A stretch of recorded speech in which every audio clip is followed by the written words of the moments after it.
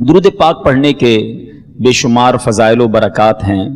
فرمان آخری نبی رسول ہاشمی صلی اللہ تعالی علیہ وآلہ وسلم میرے آقا فرماتے ہیں، جو بندہ محبت اور شوق کے ساتھ 3 مرتبہ دن میں اور 3 مرتبہ رات کو مجھ پر درود پاک پڑھے، اللہ پاک پر حق ہے کہ اس دن اور اس رات کے گناہ معاف فرما دے۔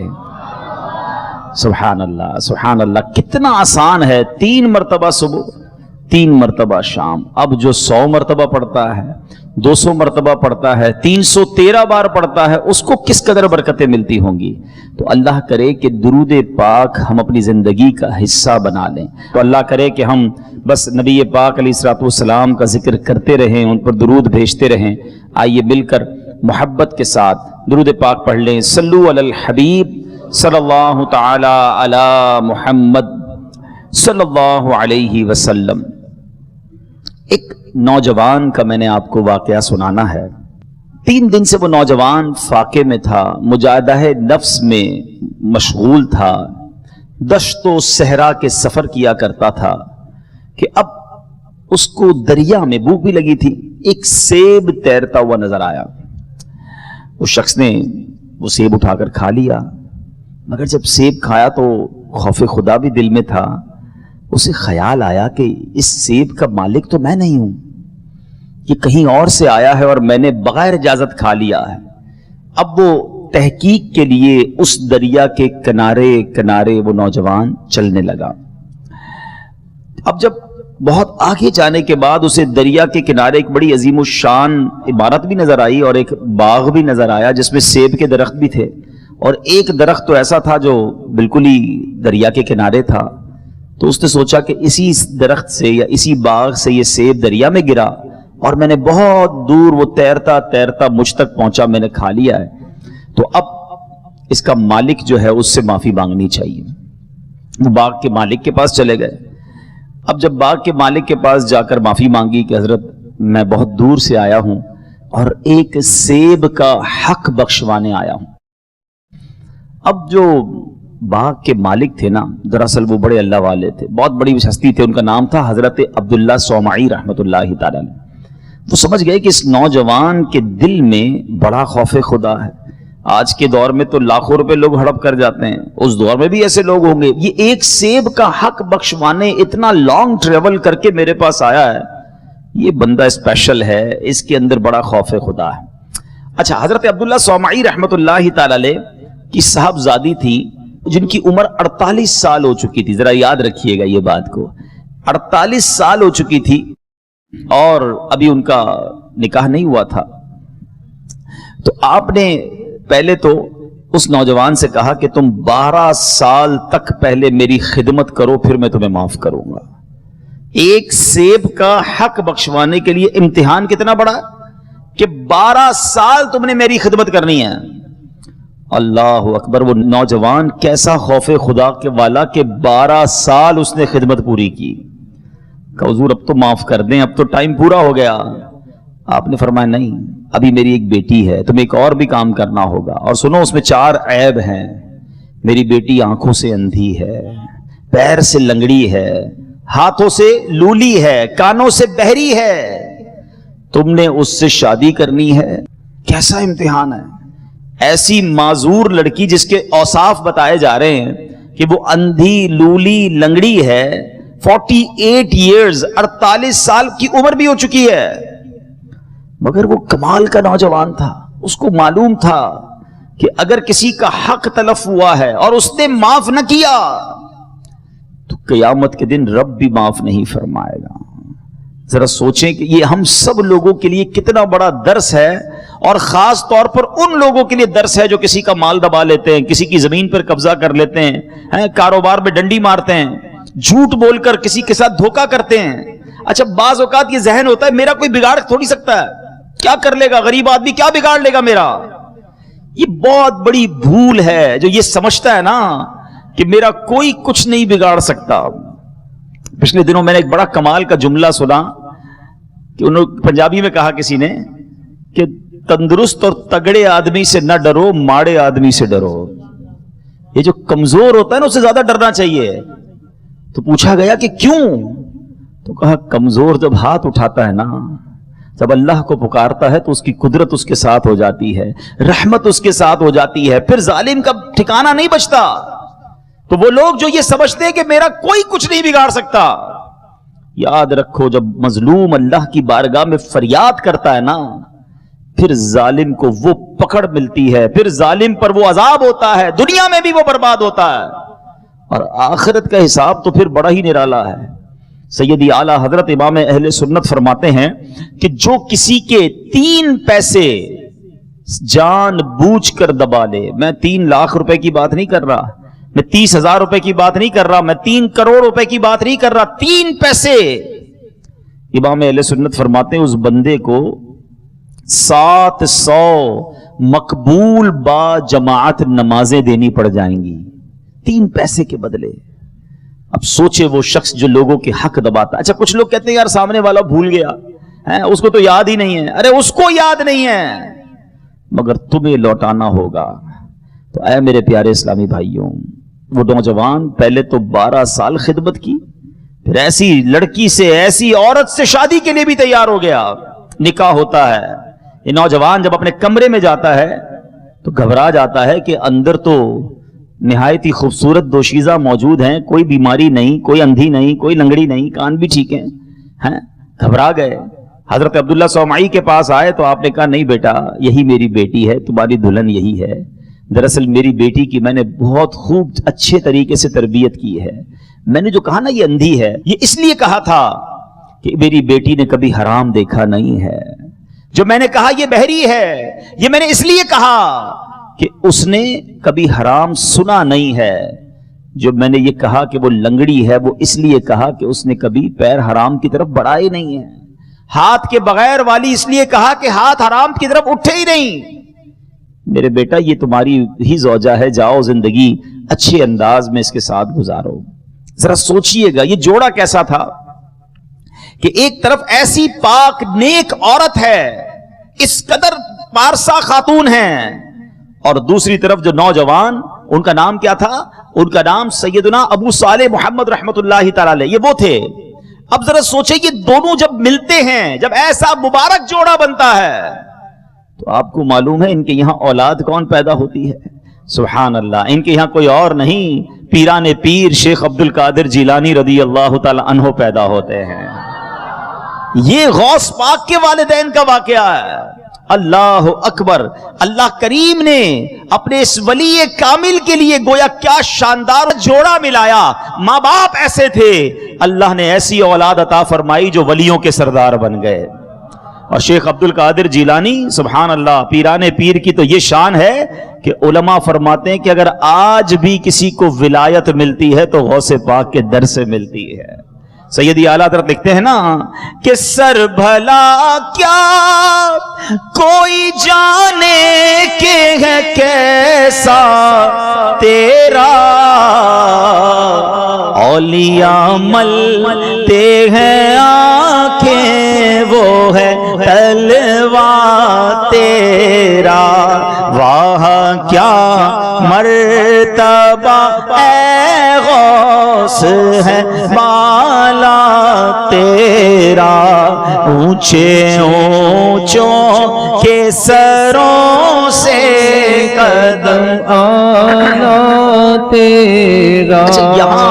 یہاں جو سیکھنا ہے نا، اللہ اکبر، ایک تو خوف خدا، حقوق العباد، بندوں کا حق کس قدر اہمیت کا حامل ہے، ایک بات تو یہ سیکھنے کو ملی۔ دوسری بڑی اہم بات، حضرت عبداللہ صومعی رحمت اللہ تعالی علیہ جو غوث اعظم کے بھی نانا جان ہیں، انہوں نے اپنی نیک اور پارسا بیٹی کا نکاح جن سے کیا، اس میں کیا دیکھا؟ پیسے پوچھے، بیٹا بینک بیلنس کتنا ہے، جائیداد کتنی ہے، خاندان کون سا ہے؟ انہوں نے نیکی دیکھی، خوف خدا دیکھا، ایسا نوجوان دیکھا کہ جو اللہ کے خوف میں مبتلا ہے۔ آپ نے اپنی بیٹی کا نکاح ان سے کر دیا۔ آج ہم نکاح سے پہلے کیا دیکھتے ہیں؟ یہاں مجھے والدین بھی سن رہے ہیں، نوجوان بھی سن رہے ہیں، میں کچھ بات والدین سے کرنا چاہتا ہوں، کچھ بات نوجوانوں سے کرنا چاہتا ہوں۔ مدنی چینل پر بھی مجھے والدین بھی سن رہے ہوں گے، نوجوان میرے بھائی میری بہنیں بھی مجھے سن رہی ہوں گی، ذرا غور سے سننا میری بات۔ ہمارا پرابلم یہ ہے کہ آج اگر ہم اپنے بیٹے کا رشتہ کرنے جاتے ہیں تو کیا دیکھتے ہیں کہ لڑکی خوبصورت ہے کہ نہیں، خاندان کیسا ہے، مالدار ہے کہ نہیں، جہیز کتنا لائے گی، بس اور آگے بس ٹھیک ہے 2-3 چیزیں چیک ہو گئی۔ اچھا لڑکا ڈھونڈنا ہے تو کیا دیکھتے ہیں، کماتا کتنا ہے، کوئی بری عادت تو نہیں۔ اچھا بری عادت میں ہمارے نزدیک بری عادت کون سی ہے جو دنیا والے بری سمجھتے ہیں؟ شرابی تو نہیں ہے، جواری تو نہیں، ہیروئنچی تو نہیں، نشئی تو نہیں، ٹھیک ہے یہ بھی گناہ ہے، مگر کیا نماز نہ پڑھنا کوئی برائی نہیں ہے؟ یہ پوچھتے ہیں کیا کماتا ہے، یہ پوچھتے ہیں کہاں سے کماتا ہے، حلال کماتا ہے یا حرام کماتا ہے۔ اچھا ان دونوں طرف جو معاملات چیک ہو رہے ہیں، ان تمام باتوں سے بڑھ کر ایک بات ہے جو ہم پوچھتے ہی نہیں ہیں، نارملی نہیں پوچھتے، کہ اس لڑکا یا اس لڑکی کا عقیدہ کیا ہے، اس کے بلیفز کیا ہیں، اس کے عقائد کیا ہیں، اللہ، اس کے رسول، صحابہ، اہل بیت، اولیاء کے بارے میں اس کی سوچ کیا ہے۔ یہ اتنی بڑی مسٹیک ہے کہ جناب ہم نے دیکھا کہ کسی والد نے اپنی بیٹی کی شاندار تربیت کی، پردہ بھی کروایا، اللہ، اس کے رسول، صحابہ، اہل بیت، اولیاء کرام کی محبت اس کے دل میں ڈالی، غوث اعظم رضی اللہ تعالی عنہ کا اس کو مرید بھی بنایا اور اس کے دل میں غوث پاک کی محبت بھی ڈال دی، مگر شادی کرتے وقت یہ نہ دیکھا کہ وہ لڑکے والے جن کے یہاں میں بڑا خاندان تو دیکھ رہا ہوں، اس کی گاڑی اور بنگلہ تو دیکھ رہا ہوں، اس لڑکے کی آمدنی تو دیکھ رہا ہوں، یہ نہ دیکھا کہ وہ دین میں کیسے ہے۔ وہ نیک عبادت گزار بچی کی جب شادی ہوئی تو تھوڑے دنوں بعد پتا چلا کہ اس بیچاری بچی کا پردہ ہی ختم کروا دیا گیا ہے۔ وہ بچی تو ماں باپ کے کہنے پہ چلی گئی اس خاندان میں، اچھا پردہ بھی ختم کروایا گیا، اور تھوڑے دنوں کے بعد اس کا ذہن بھی خراب کرنا شروع کیا کہ تم یہ نبی پاک کا میلاد کیوں مناتی ہو، یہ غوث پاک کا ذکر کیوں کرتی ہو، یہ ولیوں کی باتیں کیوں ہوتی ہیں، ارے ساری زندگی جو تم نے کمائی کی تھی وہ تم نے ادھر رشتہ کر دیا، تم کو کوئی دیکھنا نصیب نہ ہوا۔ اچھا پھر اس لڑکے کے ہاتھ میں اپنی بچی کا ہاتھ آپ دے رہے ہیں کہ جو رشوت کا کام کر رہا ہے، جو سود کا کام کر رہا ہے، حرام کما رہا ہے۔ مجھے بتاؤ نا یہ کیا فیصلہ کیا آپ نے؟ آپ سوچیں یہ نسلوں کا فیصلہ ہے، آپ نے اپنی بچی اس خاندان میں دی۔ سود کمانے والے کے بارے میں احادیث میں کیا روایت ملتی ہیں؟ یعنی یہ وہ شخص ہوتا ہے جو اللہ سے لڑائی لڑ رہا ہے۔ آپ اللہ سے جنگ کرنے والے کے ساتھ اپنی بچی دے رہے کیونکہ آپ نے یہ دیکھا کتنا کماتا ہے۔ یہ تو توفیق ہی نہیں ملی کہ چیک کرتے حلال کماتا ہے یا حرام کماتا ہے۔ سوچنے والی بات ہے، آنے والی نسلوں کا کیا ہوگا؟ ارے غوث اعظم رضی اللہ تعالیٰ عنہ کے والدین نیک تھے، اللہ نے کیسی نیک اولاد عطا فرمائی۔ آپ اگر ایسے لوگوں کے ساتھ رشتہ کریں گے جن کی عقائد درست نہیں، اعمال درست نہیں، روزی حلال نہیں، تو کیسے آنے والی نسلوں کا حال برا نہیں ہوگا؟ اور بالکل اسی طرح اے نوجوانوں سنو، کتابوں میں ایک بات پڑھی میں نے، ہے بڑی عجیب بات، کہ نوجوان جتنے ہیں نا جن کی شادیاں نہیں ہوئی، یہ میں ان سے بات کر رہا ہوں، کتابوں میں لکھا کہ تم پر تمہاری ہونے والی اولاد کا ایک حق ہے۔ اب بندہ کہ یار ابھی تو شادی نہیں ہوئی، اولاد کا حق کہاں سے آ گیا؟ کہاں ہونے والی اولاد کا حق یہ ہے کہ اس کے لیے اچھی ماں تلاش کی جائے۔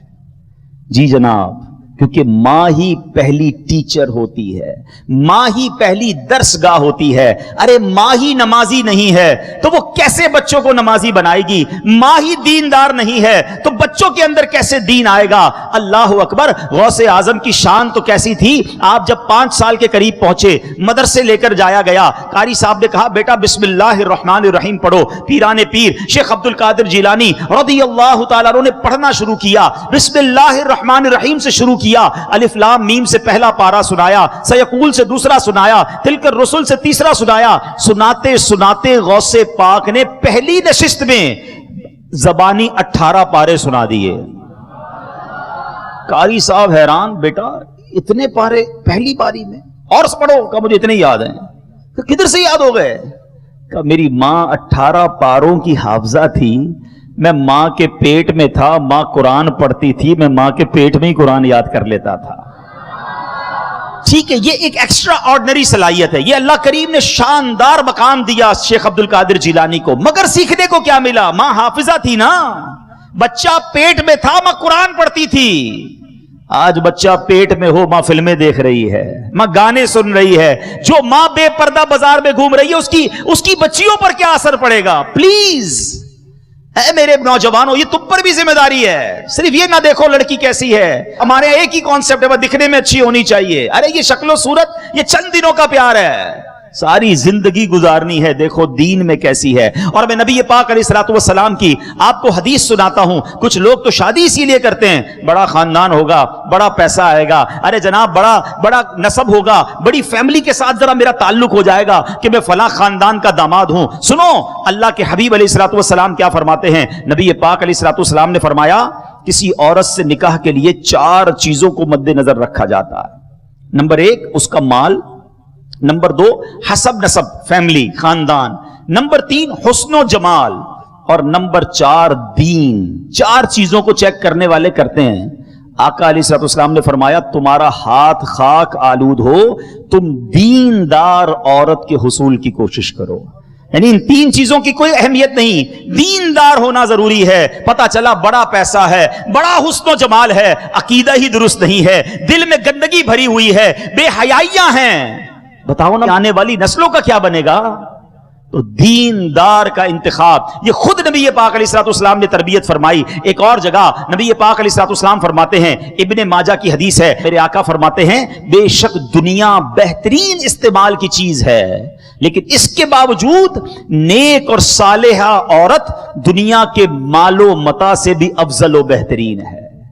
وہ خوش نصیب ہیں وہ لوگ جن کو اللہ نے نیک اور پارسا بیوی عطا کی ہے. دعا مانگا کرو اللہ سے، اور اپنی شادی سے پہلے اپنے ماں باپ کو کہیں کہ میرے لیے اگر رشتہ ڈھونڈنا ہے تو نیک عورت ڈھونڈیے گا، با پردہ ڈھونڈیے گا، با حیا ڈھونڈیے گا، اللہ اس کے رسول صحابہ اور اہل بیت اور اولیاء سے محبت کرنے والی ڈھونڈیے گا تاکہ میری آنے والی نسلوں کی اچھی تربیت ہو. بالکل اسی طرح اگر کسی بچی کے لیے آپ نے لڑکا ڈھونڈنا ہے، ارے یہ نہ دیکھو اگر ایک رشتہ ٹھکرا دوں گا تو پھر کیا ہوگا، اچھا خاندان ہے، ارے کوئی بات نہیں، عقیدے میں تھوڑا بہت تو فرق ہے، تھوڑا بڑا معاملہ ہے، پیسے بڑے اچھے ہیں، تھوڑا بہت حرام کماتا ہے. دیکھو یہ مت کرنا، تم اللہ پر بھروسہ رکھو. لوگ کہتے ہیں رشتے چھوڑ دوں گا تو بچی کا رشتہ پھر نہیں ہوگا. ارے تم ایک ایسا رشتہ ٹھکراؤ، اللہ تمہارے لیے اور آسانیاں کر دے گا. ہمیں اللہ پر بھروسہ کرنا ہے اور آنے والی نسلوں کے فیصلے درست کرنے ہیں. ورنہ میں ایسے کئی والدین کو جانتا ہوں جو پہلے تو جذباتی طور پہ فیصلے کر ڈالتے ہیں، بعد میں خود سر پکڑ کر رو رہے ہوتے ہیں.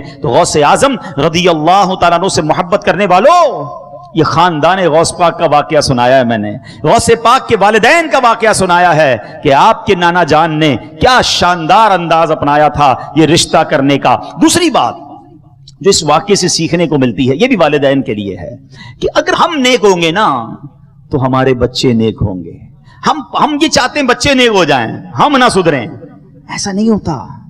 ماں باپ کو پہلے سدھرنا پڑے گا، ماں باپ کو اپنی عادتیں بہتر کرنی پڑیں گی. اگر آپ چاہتے ہیں آپ کی اولاد نیک بنے تو فرسٹ آف آل ہمیں اپنے آپ کو درست کرنا پڑے گا. وہ والد کیسے امید رکھتا ہے کہ میں 5 ٹائم نماز نہ پڑھوں، صرف جمعے کی نماز پڑھوں اور میرا بیٹا 5 وقت کا نمازی بن جائے، خود شراب پیتا ہو اور کہے میرا بچہ نیک بن جائے. وہ ماں کیسے امید رکھتی ہے خود بے پردہ گھومے اور کہے میری بچی با پردہ ہو جائے؟ نہیں جناب، ہمیں بدلنا ہوگا. بچے انسپریشن لیتے ہیں، بچے پہلے ماں باپ کو دیکھتے ہیں. میں آپ کو مثال کے ذریعے سمجھا دیتا ہوں. دیکھیں جس گھر میں نماز ہوتی ہے، دادا دادی نماز پڑھتے ہوں، نانا نانی نماز پڑھتے ہوں، آپ نے دیکھا ہوگا چھوٹے چھوٹے بچے بھی نماز پڑھ رہے ہوتے ہیں.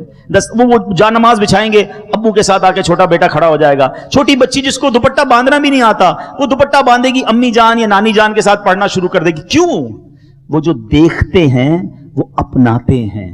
اب گھر میں نماز کی بجائے گانے باجے ہوں، گھر فلمیں ڈرامے ہوں، گھر میں گالی گلوچ ہو، گھر میں برے کام ہو، ان کے بچوں پر کیا اثر ہوتا ہے؟ ان کے بچے باہر گالیاں دے رہے ہوتے ہیں، ان کے بچوں پر انسپریشن ہی یہی ہوتی ہے.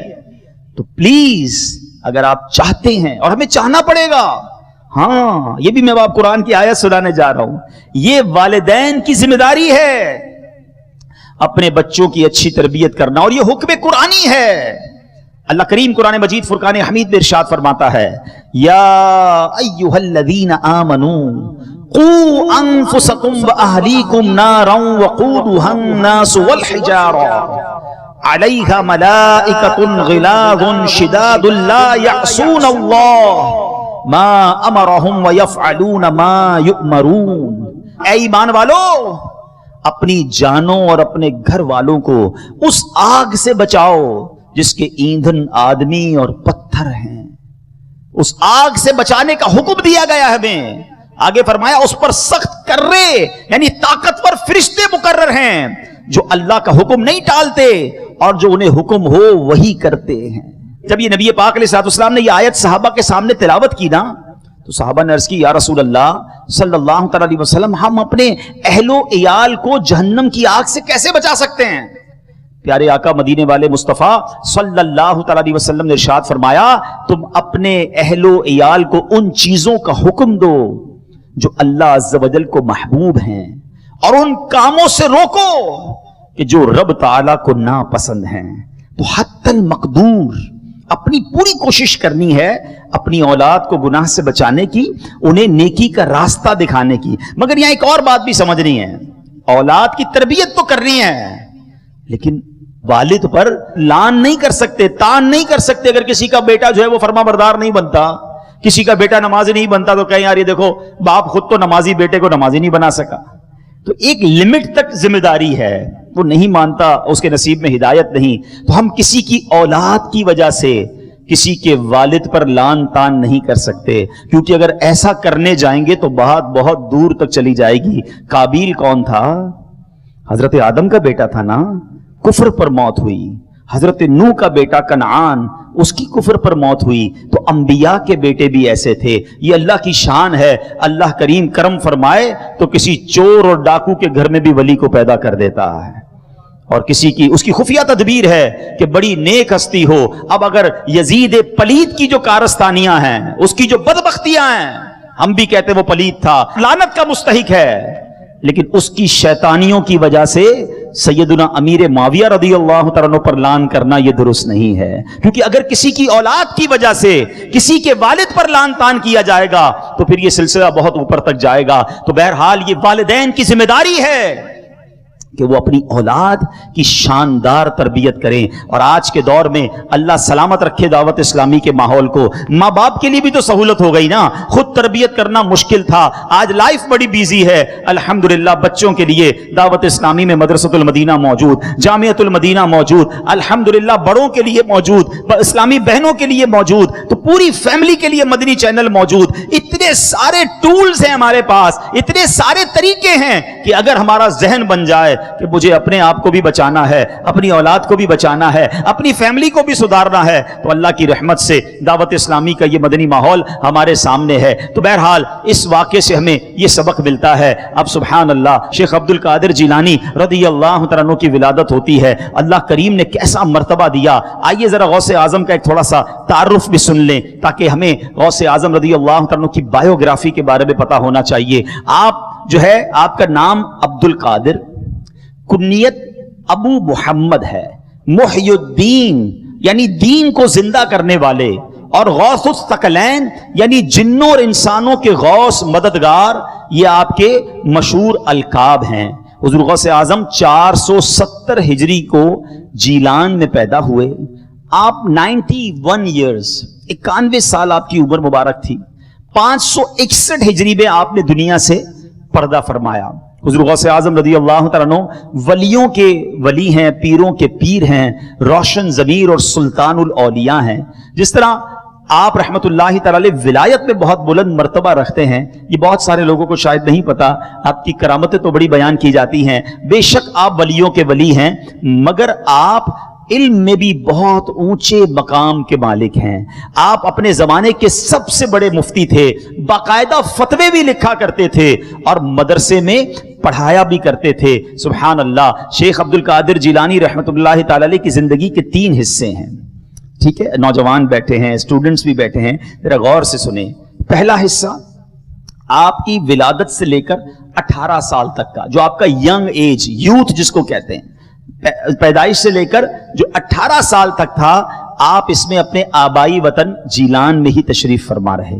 جو دوسرا حصہ تھا 18 سال سے لے کر 51 سال تک, یہ آل ٹوگیدر 33 سال مزید بنتے ہیں. اس پہ غوث اعظم رضی اللہ عنہ جیلان سے بغداد آ گئے, بہت علم دین حاصل کیا، خوب مجاہدات بھی کیے، جنگلوں میں تشریف لے جاتے، تنہائی میں رہ کر اللہ پاک کی عبادت کرتے اور فکر و ذکر میں مصروف رہا کرتے۔ اور پھر جو تیسرا حصہ ہے 51 سال سے لے کر 91 سال تک، یہ 40 سال بنتے ہیں، یہ 40 ایئرز کا ٹائم ہے، اس میں آپ نے باقاعدہ درس و بیان کا سلسلہ شروع کیا، نیکی کی دعوت کو عام کیا، علم دین کی روشنی پھیلائی، ہدایت کے چراغ جلائے، لوگوں کو دین حق کی راہ دکھائی، سنتوں کو عام کیا اور ہزاروں بھٹکے ہوئوں کو سیدھے رستے کا مسافر بنا دیا۔ اچھا، یہ بڑا کمال کا غوث پاک رضی اللہ عنہ کی زندگی کا ایک یوں سمجھیے کہ خوبصورت سا جائزہ ہے۔ جیلان میں 18 سال جب ہو گئے نا، تو آپ نے اپنی والدہ سے کہا کہ ماں جی اب میں بغداد جانا چاہتا ہوں اور علم دین حاصل کرنا چاہتا ہوں۔ کیسے ماں باپ تھے، پہلے ہی سے تربیت شاندار تھی، نیک اور پارسا تو پہلے ہی تھے، بیٹے کو روکا نہیں۔ یہ ان والدین کے لیے درس ہے کہ بچہ جب نیکی کے راستے پہ جاتا ہے تو اس کو روکنے لگتے ہیں، ارے بیٹا اتنا دین میں نہ جاؤ، ابھی سے داڑھی کہاں رکھو گے، ابھی سے کہاں تم دین کے کاموں میں اتنے آگے جا رہے ہو، ابھی تو زندگی گزارنی ہے۔ بچہ دین کی طرف بڑھتا ہے۔ کیسے بد قسمت ہیں وہ ماں باپ جن کے دل میں تشویش بڑھتی ہے۔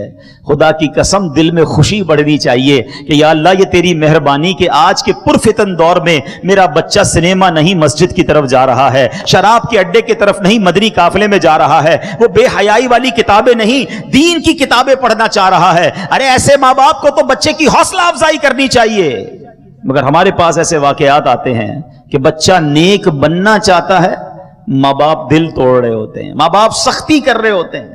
سنو آپ کی ماں نے کیا کہا کہ بیٹا ضرور جاؤ مگر اب ہماری تمہاری ملاقات محشر کے میدان میں ہوگی، کیونکہ اس زمانے میں ٹریول ہوتا تھا، لمبا ٹریول۔ ماں کو پتا تھا بیٹا واپس آنے سے پہلے میں دنیا سے چلی جاؤں گی، مگر کتنی بڑی قربانی تھی۔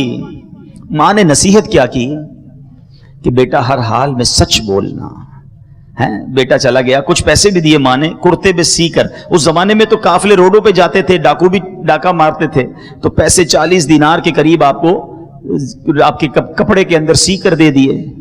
قافلہ جیسے ہی آگے گیا، کچھ راستے میں رات ہوئی تو ڈاکوؤں نے حملہ کر دیا، سارے قافلے کے پیسے جو ہے وہ چھین لیے۔ 18 سال کے آپ نوجوان تھے، ڈاکو کو امید تو نہیں تھی کہ اس نوجوان کے پاس کچھ پیسے ہوں گے، مگر کسی نے پوچھ لیا بتاؤ اے نوجوان تمہارے پاس کیا ہے؟ آپ نے کہا 40 دینار ہیں۔ اچھا 40 دینار کہاں ہیں؟ کئی کپڑے کے اندر چھپے ہوئے ہیں، سلے ہوئے ہیں۔ کہا عجیب نوجوان ہے، پیسے بھی بتا رہا ہے، جگہ بھی بتا رہا ہے کہاں چھپا کے رکھے ہیں۔ سردار کو بلایا کہ سردار ایک نوجوان عجیب سی باتیں کر رہا ہے، کہتا ہے کپڑے میں پیسے چھپے ہوئے سلے ہوئے بھی ہیں۔ سردار آیا کہ نوجوان کتنے پیسے؟ کہا 40 دینار۔ کہاں ہیں؟ بولے لباس میں سلے ہوئے ہیں۔ کہا نوجوان لوگ تو ہم سے مال چھپاتے ہیں، تم خود ہی بتا رہے ہو، کیا وجہ ہے؟ اللہ اکبر، دیکھو سچے کی زبان سے جب بات نکلتی ہے تو کیسا اثر رکھتی ہے۔ شیخ عبد القادر جیلانی فرماتے ہیں کہ میری ماں نے بس مجھ سے ایک وعدہ لیا تھا کہ بیٹا ہر حال میں سچ بولنا۔ آپ نے سوال کیا، میں نے بتا دیا پیسے ادھر پڑے ہوئے ہیں۔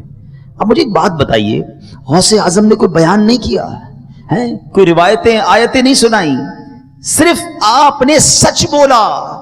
اللہ اکبر، اس سچی زبان سے جب وہ جملے نکلے نا تو وہ ڈاکوؤں کے سردار کے دل میں پیوست ہو گئے۔ وہ ڈاکوؤں کا سردار کہتا ہے، زارو کتار رونے لگا، اپنے ساتھیوں سے کہتا ہے ذرا دیکھو یہ نوجوان نے اپنی ماں سے ایک وعدہ کیا ہے، یہ اس وعدے کو پورا کر رہا ہے۔ ارے میں تو رب سے کیے ہوئے روز وعدے پامال کر رہا ہوں، میں قیامت کے دن اپنے رب کی بارگاہ میں کیا جواب دوں گا؟ ڈاکوؤں کا سردار رونے لگا، اپنے ڈکیتی سے توبہ کی، سارے قافلے والوں کا مال واپس کر دیا۔ ارے صرف شیخ عبد القادر جیلانی کا نہیں، پورے قافلے والوں کا مال سلامت رہ گیا۔ کیا سیکھنے کو ملا؟ سچ کو آنچ نہیں ہے۔ ہاں لوگ کہتے ہیں یار جھوٹ بولو تو ہی کام بنے گا، نہیں جناب، بنے گا نہیں، بگڑے گا۔ سچا جو ہے وہ اللہ کو بڑا پسند ہے۔ سچائی یہ اولیاء کا طریقہ ہے، یہ نبی پاک کا طریقہ ہے۔ مجھے ایک بات بتاؤ نا، نبی پاک علیہ السلام نے 40 سالہ زندگی جب گزاری تھی اور مکے کے لوگوں میں اب اعلان نبوت کا وقت آیا تھا، اس وقت میرے آقا صفا کی پہاڑی پر کھڑے ہو کر آپ نے ایک عظیم الشان اعلان کیا تھا، اے لوگوں بتاؤ میں کون ہوں۔ یہ کیسا اعلان ہوتا ہے؟ یہ بڑا ڈیفیکلٹ ہوتا ہے، اپنے ساتھ رہنے والوں کے سامنے یہ پوچھ لینا کہ مجھے بتاؤ میں کون ہوں، تو پھر لوگوں کو بڑی باتیں پتا ہوتی ہیں۔ مگر میرے آقا کی شان دیکھو، 40 سال ان خون خوار لوگوں کے درمیان رہے تھے، مگر سب کی زبان پر ایک ہی جواب تھا، آپ امین ہیں، آپ صادق ہیں۔ آپ امانت دار ہیں، آپ سچے ہیں۔ ایک بات تو بتاؤ، بے حد محبت ہے آقا سے، بڑی محبت ہے غوث اعظم سے، آقا امین ہیں، غوث پاک سچے ہیں، اور یہ نبی پاک کو ماننے والا غوث پاک کا دیوانہ کیسے جھوٹ بول دیتا ہے؟ اپنے بارے میں سوچو، کیسے فیضان ملے گا مصطفیٰ کریم علیہ السلام کا؟ کیسے غوث اعظم کی سچی غلامی کا دعویٰ کر سکتے ہیں ہم کہ اگر زبان پہ جھوٹ ہے تو؟ یاد رکھیے میرے پیارے اسلامی بھائیوں، ہمیں صرف سچ بولنا ہے۔ ہمارے آقا تو وہ ہیں جن کے بارے میں بریلی کے تاجدار لکھتے ہیں نا، سچی بات سکھاتے یہ ہیں، سیدھی راہ چلاتے یہ ہیں۔ ارے سچی بات سکھانے والے آقا ہیں، اور نبی پاک کا غلام کہلانے والے کی زبان پہ جھوٹ؟ اچھا جھوٹ بھی اب اتنا آ گیا ہے کہ پہلے تو لوگ کبھی کبھی جھوٹ بولتے تھے، لوگ بتاتے ہیں پہلے کبھی کبھی کوئی جھوٹ بولتا تھا، اب تو ایسا لگتا ہے کوئی کبھی کبھی سچ بولتا ہے، ہر بات میں جھوٹ۔ دوستوں کو ہنسانے کے لیے جھوٹ، کاروبار میں مال بیچنا ہے تو جھوٹ، مال خریدنا ہے تو جھوٹ، پیسے دینے نہیں ہے تو جھوٹ، ہر بات میں جھوٹ، مذاق بن گیا جھوٹ، تو اس کو کوئی بڑا گناہ سمجھتا ہی نہیں ہے۔ اللہ اکبر، روایتوں میں آتا ہے جب بندہ ایک جھوٹ بولتا ہے نا، اس کے منہ سے ایسی بدبو نکلتی ہے کہ اس کے منہ کی بو سے فرشتے 1 میل دور ہو جاتے ہیں۔ اب سوچو، جھوٹ بول بول کر فرشتے تو دور کر دیے ہیں، رحمت کے فرشتے تو ہو گئے دور، اب ہم کہتے ہیں گھر میں بیماری نہیں ختم ہوتی، پریشانی ختم نہیں ہوتی، برکت نہیں آتی، کاروبار میں کوئی فائدہ نہیں ہو رہا۔ ارے تم نے جھوٹ بول کر سارے رحمت کے فرشتے تو دور کر دیے۔ آؤ اے غوث پاک کے چاہنے والوں، اگر واقعی فیضان غوث حاصل کرنا ہے نا، واقعی 11ویں شریف کی برکتیں حاصل کرنی ہے، تو آج ایک نیت کر کے جاؤ کہ آج کے بعد جھوٹ نہیں بولیں گے۔ نیت کر لیں انشاءاللہ، آج کے بعد جھوٹ نہیں بولیں گے انشاءاللہ، سچ بولیں گے۔ کبھی کبھی مشکل ہوتا ہے سچ بولنا، لیکن آپ یقین کریں جب آپ سچ بولتے ہیں نا تو کام سیدھا ہو جاتا ہے۔ مثال کے طور پہ مدرسے کے طلباء بھی بیٹھے، اسکول کالجز والے بھی بیٹھے ہوں گے، آفس میں جاب کرنے والے بھی بیٹھے ہیں۔ اب کسی دن آپ لیٹ ہو گئے، ٹھیک ہے، اب لیٹ ہونے پر کیا بہانہ ہوتا ہے؟ وہ ٹریفک جام تھا، فلاں پرابلم ہو گئی تھی، پیر میں تکلیف تھی، طبیعت ٹھیک نہیں تھی۔ اب قاری صاحب، استاد صاحب، یہ آفس والے تو مان گئے کہ آپ آدھا گھنٹہ کیوں لیٹ ہوئے ہیں، جھوٹ کا گناہ تو مل گیا نا، اور آپ جلدی اٹھنے والے بھی نہیں بنے، کیونکہ آپ کو پتا ہے جب لیٹ ہوں گا جھوٹ بول دوں گا۔ لیکن جس دن آپ نے کہا کہ میری آنکھ ہی لیٹ کھلی تھی، میں خود گھر سے دیر نکلا تھا، تو کیا ہوگا؟ چھوٹی سی یا تو سزا ملے گی یا تھوڑے پیسے کاٹ لیے جائیں گے سچ بولنے کی وجہ سے، لیکن فائدہ کیا ہوگا کہ اب آپ کل جلدی اٹھیں گے، آپ جھوٹ سے بھی بچ گئے، آپ کی روٹین بھی ٹھیک ہو گئی۔ اور ایک اور بات یاد رکھیں، جو جھوٹ بولتا ہے نا وہ ہمیشہ پریشان نظر آئے گا آپ کو۔ ہاں کتابوں میں لکھا ہے جھوٹ بولنے والے کے چہرے سے نور ختم ہو جاتا ہے، جھوٹ بولنے والا آپ کو مضطرب، ٹینشن میں، پریشان دکھے گا، سچ بولنے والا بڑا پرسکون دکھے گا، اس کے چہرے پہ نور ہوگا۔ اللہ اکبر۔ نبی پاک علیہ الصلوۃ والسلام جب لوگوں کو اسلام کی دعوت دیتے تھے نا، تو کئی بار ایسا بھی ہوا کہ لوگ جو پیارے آقا کا چہرہ دیکھتے نا، کہتے یہ چہرہ کسی جھوٹے کا نہیں ہو سکتا ہے، ایسا چہرہ، یہ جو کہتے ہیں سچ ہی کہتے ہیں۔ ہاں جو سچ بولتا ہے نا، کام، کوائٹ، پرسکون، بڑا ریلیکس ملے گا آپ کو۔ اور اس کی وجہ بھی ہے، ایک وجہ بھی بتا دیتا ہوں۔ مثال کے طور پہ جس کی عادت ہی جھوٹ بولنے کی ہے، آپ سے ملا کہاں رہتے ہیں، مثال کے طور پہ کوئی بندہ کسی غریب علاقے میں رہتا ہے، کوئی نہ کوئی ایسا علاقہ ہوگا جو غریبوں کا علاقہ ہوگا، اب اس کو بتانا نہیں ہے میں وہاں رہتا ہوں، تو وہ کہے گا میں تو جناب کنال روڈ پہ رہتا ہوں۔ اچھا اب بتایا اس کو گھر کہیں اور ہے، راستہ بتایا، علاقہ بتایا کوئی مہنگے علاقے کا، اب ساری زندگی یاد رکھنا پڑے گا کہ اس کو میں نے ایڈریس جو نا کنال روڈ کا بتایا ہے، اب جب بھی پوچھے گا اس کو یہی بتانا پڑے گا۔ اچھا دوسرا کہتا ہے کام کیا کرتے ہو، پتہ چلا کام ٹھیلا لگاتا ہے، حالانکہ ٹھیلا لگانا کوئی غلط بات نہیں، یہ رکشہ چلاتا ہے، کہا جناب میرا تو بہت بڑا بزنس ہے امپورٹ ایکسپورٹ کا۔ اچھا ماشاءاللہ، اس بیچارے کو کیا پتا، اب ساری زندگی یاد رکھنا پڑے گا کہ اس کو میں نے ٹھیلا نہیں بتایا، اس کو امپورٹ کا بزنس بتایا، ٹھیک ہے۔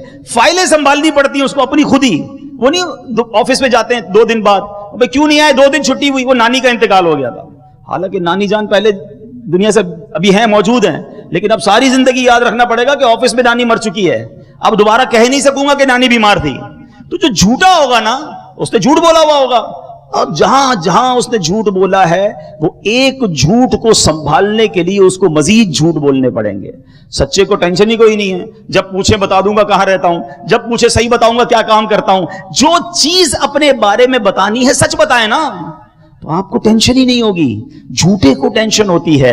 اللہ کرے آج یہ جھوٹ کی لعنت ہمارے اندر سے دور ہو جائے۔ اپنے بچوں کو بھی یہ حوصلہ دیا کرو، ہاں اپنے بچوں کو کہہ دیں کہ بیٹا کوئی غلطی ہو گئی مجھے بتا دینا، جھوٹ مت بولنا، اور وہ غلطی کر کے سچ بولے نا تو اس کو بہت زیادہ صدمات دیں، اس کو اتنا مت ڈانٹے کہ آئندہ پھر جھوٹ بولنے لگے، اس کو اس بات کی شاباش دے کہ چلو کم از کم تم نے سچ بات تو بتائی، تاکہ بچپن سے بچہ سچا بنے۔ غوث اعظم کی ماں نے کہا تھا بیٹا ہر حال میں سچ بولنا۔ آج ہم دانستہ یا غیر دانستہ اپنے بچوں کی خود ٹریننگ کر رہے ہیں جھوٹ بولنے کی۔ وہ کیسے؟ گھر میں فون آیا کسی کا، ابو نے کہا بیٹا ذرا کہہ دو ابو سو رہے ہیں، بیٹا دیکھ رہا ہے ابا جاگ رہے ہیں، مجھے کہہ رہے سو رہے ہیں، باہر دروازے پہ دستک ہوئی، کہا ابو گھر پہ نہیں ہے بتا کے آؤ۔ اچھا اس میں کبھی کبھی چٹکلا بھی ہو جاتا ہے، وہ بچہ آ کر باہر بتاتا ہے ابو کہہ رہے ہیں ابو گھر پہ نہیں ہے۔ اب آپ بتائیں کہ آپ خود ہی جھوٹ بولنے کی ٹریننگ دے رہے ہیں، تو وہی بچہ بچپن میں یہ سمجھ رہا ہوتا ہے کہ جب مرضی جھوٹ بول لو ابو بھی تو کہتے ہیں۔ یہ نہ کرنا، خود بھی سچے بنے، اپنی اولاد کو بھی سچ سکھائیں۔ سچا اللہ کو پسند ہے، جھوٹا اللہ اکبر یہ اللہ کو پسند نہیں ہے۔ اللہ کرے کہ آج ہم اس برائی سے بچیں، اور الحمدللہ غوث اعظم کی تو باتیں اتنی ہیں، ساری رات باتیں کرتے رہیں، غوث پاک کے فضائل سناتے رہیں، آپ کے واقعات سناتے رہیں، آپ کی کرامتیں سناتے رہیں، تو ہماری راتیں تھوڑی پڑ سکتی ہیں۔ اللہ نے وہ مقام عطا فرمایا۔ دو تین باتیں مزید غوث اعظم کے بارے میں جانتے ہیں اور پھر بیان کو اختتام کی طرف لاتے ہیں کہ غوث اعظم رضی اللہ تعالیٰ عنہ کی بارگاہ میں افغانستان کے ایک صوبہ ہے نیمروز، ٹھیک ہے، وہاں کا جو بادشاہ تھا نا اس نے ایک لیٹر بھیجا اور کہا حضور میں آپ کو کوئی جاگیر کا حصہ دینا چاہتا ہوں، تحفے میں آپ کو کوئی بہت بڑی زمین دینا چاہتا ہوں، اللہ اکبر، تاکہ آپ بھی میری طرح عیش و عشرت سے رہیں، اتنے بڑے اللہ کے ولی ہیں، میں آپ کی خدمت کرنا چاہتا ہوں۔ دیکھو اللہ والوں کی کیا شان ہوتی ہے، بڑی جاگیر آ رہی تھی، آپ نے کیا شاندار جواب دیا۔ آپ فرماتے ہیں کہ جو مجھے راتوں کو جاگ کر عبادت کرنے کی سلطنت حاصل ہے نا، حکومت ہے میرے پاس ایک سلطنت ہے اور اس کا مزہ بڑا ہے، اور وہ رات جاگ کر رب کی عبادت کرنے کا مزہ ہے۔ تمہارے نیم روز کی جو قیمت ہے نا، تمہاری سلطنت کی قیمت میری نظر میں جو کے دانے کے برابر بھی نہیں ہے۔ تختے سکندری پر وہ تھوکتے نہیں ہیں، تختے سکندری پر وہ تھوکتے نہیں ہیں، بستر لگا ہوا ہے جن کا تیری گلی میں، ان کا منگتا پاؤں سے ٹھکرا دے وہ دنیا کا تاج، جس کی خاطر مر گئے منعم رگڑ کر ایڑیاں۔ کیا بات ہے میرے غوث اعظم کی۔ اور اے قادریوں، اے غوث پاک کے چاہنے والوں، دیکھو زندگی کا اصول بنانا، دنیا کے مال کے پیچھے نہ جانا، دنیا کے مال کے لیے کسی کی چاپلوسی نہ کرنا، اللہ پر بھروسہ رکھنا، رب پر توکل کرنا، اللہ اور اس کے رسول کی اطاعت میں زندگی گزارنا۔ جو تمہارے نصیب میں ہے وہ تمہیں مل کر رہے گا۔ کچھ لوگ دنیا والوں کی چاپلوسی میں لگ کر اپنے دین کو برباد کرتے ہیں، علم دین ہوتے ہوئے بھی اپنے علم کو گویا بیچ آتے ہیں۔ ارے بریلی کے تاجدار نے بھی تو سکھایا تھا نا، کروں مدح اہل دول رضا، اے رضا پیسے والوں کی مدح کروں مدح اہل دول رضا، پڑے اس بلا میں میری بلا، میں گدا ہوں اپنے کریم کا، میرا دین پارائے نہ نہیں، میرا دین روٹی کا ٹکڑا نہیں ہے کہ میں اس کے لیے پیسے والوں کی مدح سرائی کروں۔ اور یہی بات غوث اعظم رضی اللہ تعالیٰ عنہ کی سیرت سے سیکھنے کو ملتی ہے۔ غوث اعظم رضی اللہ تعالیٰ عنہ نے جب درس و بیان شروع کرنا چاہا تو آپ یہ خود فرماتے ہیں کہ میرے بیداری کے عالم میں ظہر کی نماز سے پہلے حالت بیداری میں پیارے آقا مدینے والے مصطفیٰ صلی اللہ تعالی علیہ وسلم کی زیارت نصیب ہوئی۔ آپ نے فرمایا میرے بیٹے تم واعظ و نصیحت درس و بیان کیوں نہیں کرتے؟ میں نے عرض کی حضور میں ایک عجمی شخص ہوں، آپ عربی نہیں تھے نا، عجمی تھے، میں عجمی شخص ہوں اور بغداد کے عربی اور ماہر لوگوں کے سامنے میں کیسے بیان کروں؟ نبی پاک علیہ الصلوۃ والسلام نے فرمایا منہ کھولو۔ شیخ عبد القادر جیلانی کہتے ہیں میں نے اپنا منہ کھولا، میرے آقا علیہ الصلوۃ والسلام نے 7 مرتبہ اپنا لعاب دہن یعنی تھوک مبارک میرے منہ میں ڈال دیا۔ فرمایا اب واز کرو، اب نیکی کی دعوت دو۔ غوث پاک فرماتے ہیں ظہر کے بعد مجھے اسلام کے چوتھے خلیفہ امیر المومنین مولا علی شیر خدا کرم اللہ تعالی وجہ الکریم کی زیارت نصیب ہوئی۔ آپ نے میرے منہ میں 6 بار اپنا لعاب دہن ڈالا، فرمایا اب واز کرو۔ اللہ اکبر۔ اب غوث پاک فرماتے ہیں میں نے بیان شروع کیا۔ اب بیان کی برکتیں کیسی ظاہر ہوئی، 40 سال تک آپ بیان کرتے رہے، ہفتے میں 3 دن بیان فرماتے۔ غوث پاک بڑا علماء والا والا لباس پہنتے، اونچی جگہ منبر پر بیٹھ کر بیان فرماتے. شروع میں تھوڑے لوگ ہوتے تھے، آہستہ آہستہ ہجوم بڑھتا گیا. اب لوگ دور دراز سے گھوڑوں، خچروں، اونٹوں پر سوار ہو کر آپ کا بیان سننے آتے. اس وقت تقریباً 70,000 لوگوں کا اجتماع ہونا شروع ہو گیا. اللہ اکبر. اچھا، غوث پاک کی ایک اور شان پتہ کیا تھی؟ 70,000 کا مجمع ہوتا تھا، سب تک آپ کی آواز پہنچ جایا کرتی تھی. اچھا، غوث پاک کے شہزادے حضرت عبد الوہاب فرماتے ہیں غوث پاک کی محفل میں بڑے بڑے علماء اور مشائخ حاضر ہوتے تھے. 400 بڑے علماء تو ایسے تھے جو باقاعدہ قلم کاغذ لے کر آپ کے ارشادات لکھا کرتے، نوٹس لیا کرتے. کئی بار لوگ آپ کی محفل میں آ کر توبہ کرتے، کلمہ پڑھ کر مسلمان ہوتے. غوث پاک فرماتے ہیں میرے ہاتھ پر 5,000 سے زیادہ غیر مسلموں نے اسلام قبول کیا ہے. اب یہاں پھر ہمارے لیے درس ہے. کئی اسلامی بھائی بیان میں درس میں جی چراتے ہیں. یاد رکھو، بیان میرے آقا کا طریقہ ہے، بیان یہ صحابہ کا طریقہ ہے، بیان یہ پیران پیر کا طریقہ ہے. اخلاص کے ساتھ، اچھی نیتوں کے ساتھ درس و نصیحت کا جو کام ہے یہ تو سعادت مندوں کا حصہ ہے. ہمیں نہیں معلوم ہمارا بیان سن کر کون نیک بن جائے، کس کو نماز کی توفیق مل جائے، کون توبہ کر لے. ہمیں معلوم ہے ہم گناہ گار ہیں، ہمارے بیان میں اخلاص نہیں ہے. مگر بعض اوقات ایسا ہوتا ہے کہ کوئی سننے والا بخشا جاتا ہے اور اللہ اس کی برکت سے سارے مجمع کو بخش دیا کرتا ہے، سارے اجتماع کی مغفرت ہو جاتی ہے. تو پیارے اسلامی بھائیوں، اگر جب موقع ملے تو بیان سے جی نہ چرایا کریں، بیان کرتے رہا کریں، درس دیتے رہا کریں. یہ ولیوں کا طریقہ ہے، یہ اللہ والوں کا طریقہ ہے. اور دعوت اسلامی کے پیارے ماحول میں ہمیں درس و بیان کا موقع ملتا ہے. آپ دعوت اسلامی کے ماحول کے قریب آئیں. اگر اسلامی بہنیں بھی مجھے سن رہی ہیں، آپ کو بھی درس و بیان کا موقع ملتا ہے. اور اسلامی بھائیوں کو تو ماشاءاللہ جب مدنی قافلے میں جائیں تو درس کا موقع، بیان کا موقع، اعلان کا موقع، علاقائی دورہ برائے نیکی کی دعوت کا موقع.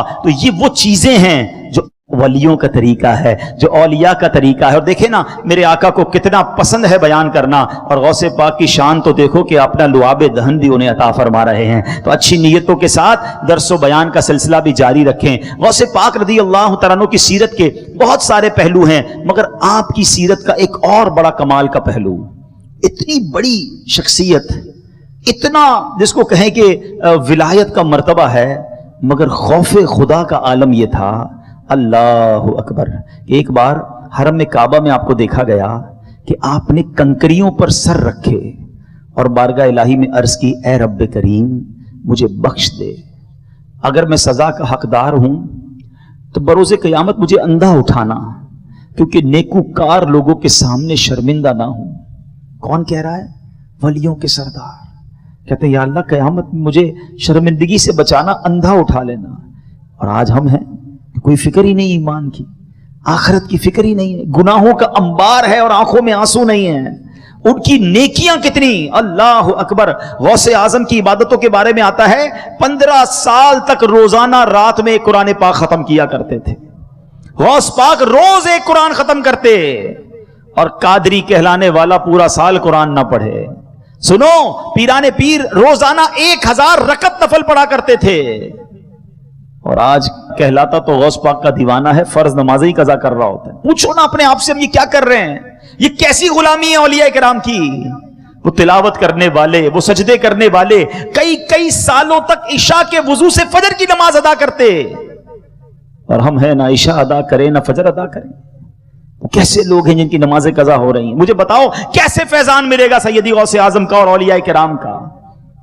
آج کچھ بدل کے جانا ہے، آج نیت کر کے جانا. اگر واقعی محبت ہے نا پیران پیر سے، اگر واقعی ان کا فیضان لینا ہے تو آج سارے نیت کر لو کہ انشاءاللہ آج کے بعد ہماری کوئی نماز قضا نہیں ہوگی.